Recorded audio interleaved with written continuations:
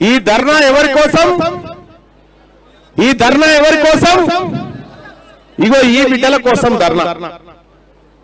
ఈ బిడ్డల కోసం ఇవాళ ఇందిరా పార్క్ దగ్గర ధర్నా పెట్టి మా హక్కు ఇక్కడ ఎందుకు అమలవుతలేదని చెప్పి నినదించడానికి, నిలదీయడానికి ఈ వేదిక దగ్గరకు వచ్చినాం.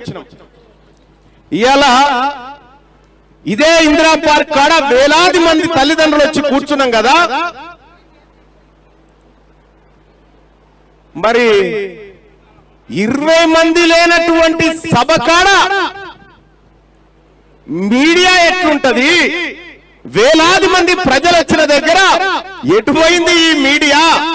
ఏమైపోయింది అనంటే ఏం జరిగిందో తెలుసా?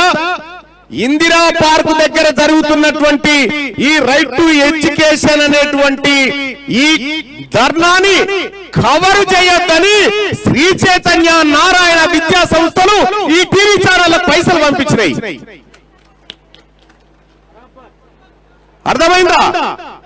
ఎందుకు కవర్ చేయొద్దు అంటే చెప్తా ఉన్నాయంటే, ఒకవేళ ఇది ఇంప్లిమెంట్ అయితే, తెలంగాణ రాష్ట్రంలో రైట్ టు ఎడ్యుకేషన్ ఇంప్లిమెంట్ అయితే ఒకే ఒక్క దెబ్బకు 11,88,000 మంది పేద విద్యార్థులకు ప్రైవేట్ స్కూళ్లలో ఫ్రీగా ఎంట్రీ దొరుకుతుంది అన్నట్టు.